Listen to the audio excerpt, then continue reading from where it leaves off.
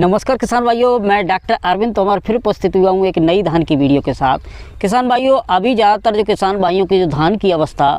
लगभग 55 से 60 दिन की धान की अवस्था है।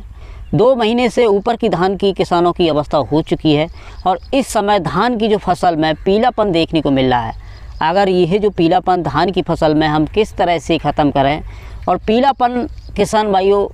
ख़त्म करने के आज की वीडियो के में हम उपायों के बारे में बात करने वाले हैं और पीलापन हटाने की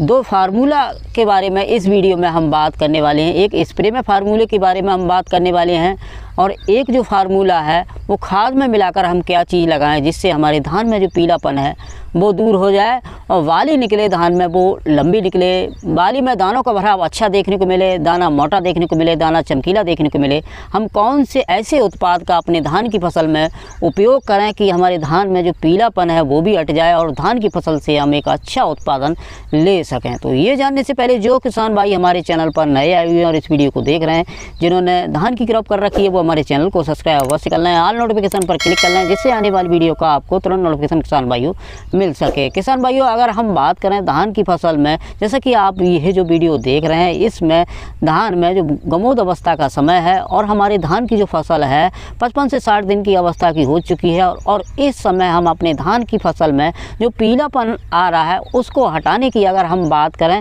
तो धान में पीलापन हटाने के लिए किसान भाइयों इस समय धान की जो अवस्था 55 से 60 दिन की अवस्था है, इस समय जो है पौधे में किसान भाइयों कुछ पोषक तत्वों की कमी आ जाती है, क्योंकि 55 से 60 दिन की अवस्था जब होती है धान की अवस्था उस समय गमोद अवस्था का समय होता है और गमोद अवस्था के समय हमारे धान की फसल में कुछ न्यूट्रिएंट्स की कमी आ जाती है, जिसके कारण हमारे धान के जो पौधे हैं वो पीले पीले दिखाई देते हैं, धान का पूरा पौधा पीला दिखाई देता है, पत्तियां पीली दिखाई देती हैं या कहीं फंगस का अटैक जब 55 से 60 दिन की अवस्था पर देखने को मिलता है तब भी हमारे धान के जो पौधे हैं पीले पीले दिखाई देती हैं, पत्तियां पीली पीली किसान मित्रों दिखाई देती हैं। तीसरा जो कारण होता है कि हमारे धान में जो इंसेक्ट का अटैक भी इस समय देखने को मिलता है। इंसेक्ट के अटैक के कारण भी हमारे धान की जो पत्तियां हैं वो पौधे हैं पीले पीले दिखाई देते हैं। जैसे दीमक लग जाती है तब भी जो है हमारे धान के जो पौधे हैं किसान भाई ऊपर से पीले पड़ जाते हैं, पौधे की अच्छे तरीके से ग्रोथ देखने को नहीं मिलती है और गैसी है जब लग जाती है तब भी है हमारे धान के जो पौधे हैं पीले दिखाई देते हैं। बढ़वार अच्छी तरीके से गैसी नहीं होने देती, जिसे रूट बिबिल कहते हैं, वो भी हमारे धान की फसल के लिए बहुत ज़्यादा हानि पहुँचाने का काम करती है। इस समय BPH का भी अटैक किसान भाइयों हमारे धान की फसल में देखने को मिलता है। ये जो कीट हैं किसान भाइयों जो मैंने बताए, इन कीटों का अगर समय रहते हुए निदान करते हैं तब हम अपने धान की फसल से पीलापन हटा सकते हैं कीटों के कारण। और इस समय किसान भाइयों 14 जो कारण होता है कि अधिक मात्रा में अगर हम पानी का समय से रहते हुए और हर समय पानी अपने खेत में किसान भाई भरा रखते हैं तब भी हमारे धान में जो पीलापन देखने को मिलता है। तो हमें विशेष ध्यान रखना चाहिए कि हमें लगभग 8 दिन बाद हमारे अपने धान की जो फसल में बार बार पानी भर रहे हैं उससे खाली रख कर किसान भाइयों लगभग 8 दिन बाद सुखा कर तब पानी भरें। और पानी की किसान भाइयों अधिकता के कारण भी हमारे धान की फसल में पीलापन देखने को मिलता है और पानी की जब कमी हो जाती है तब भी किसान भाइयों पीलापन देखने को मिलता है। तो पानी पर्याप्त मात्रा में अपने धान की फसल में जो 55 से 60 दिन की अवस्था हो उस समय बनाए रखें और ज़्यादा किसान भाइयों पानी भरकर नहीं लगाएं, खाली नमी ही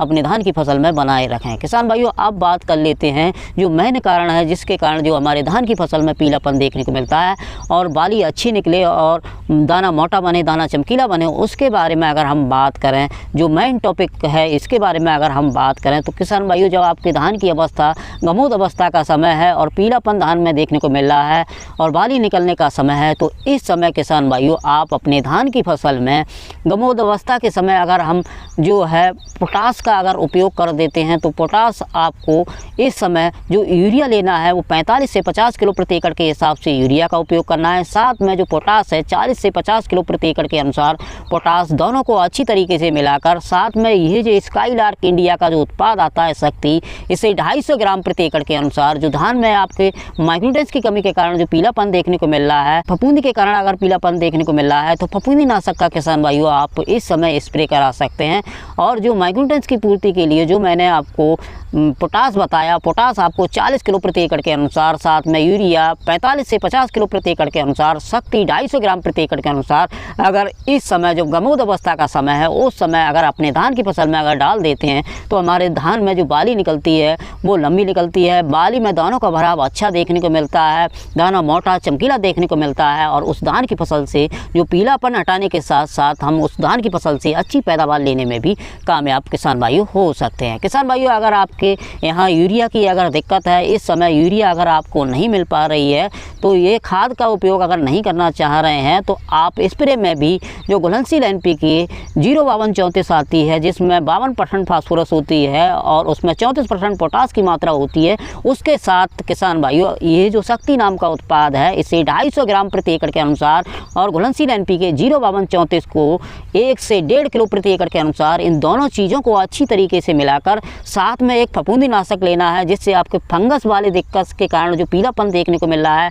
जैसे लीफ ब्लाइट लगी हुई है तब पीलापन आपके धान की फसल में फंगस के कारण देखने को मिल रहा है, या आपके ब्लास्ट वाली दिक्कत है तब भी आपके खेत में जो पीलापन देखने को मिलता है, और बहुत सारे जो फफूंदीजनक रोग होते हैं उनके कारण भी हमारे धान की फसल में पीलापन देखने को मिलता है, तो उनको दूर करने के लिए आप घुलनशील NPK 05234 के साथ ये जो फफूंदीनाशक है कार्बनियम 12% मैनकोजेब 63% WP वाला टेक्निकल, तीनों को अच्छी तरीके से मिलाकर आपको शक्ति लेना है 250 ग्राम प्रति एकड़ के अनुसार और आपको घुलनशील NPK 05234 लेना है 1 से 1.5 किलो प्रति एकड़ के अनुसार, फफूंदीनाशक 500 ग्राम प्रति एकड़ के अनुसार, जो कार्बनियम 12% मैनकोजेब 63% WP वाला टेक्निकल आपको 500 ग्राम प्रति एकड़ के अनुसार, और साथ में इंसेक्टिसाइड ले सकते हैं एसिटामिपेट 20% SP फॉर्म में आता है, इसे अगर मिलाकर अगर लगा देते हैं तो हमारे धान में जो रस चूसक कीट है वो किसान भाइयों एसिटामिपेट 20% SP का स्प्रे करने के कारण 100 ग्राम प्रति एकड़ के अनुसार इसका उपयोग साथ में मिलाकर कर देते हैं। चारों दवाओं का अच्छी तरीके से मिलाकर अगर आप अपने धान की फसल में स्प्रे कर देते हैं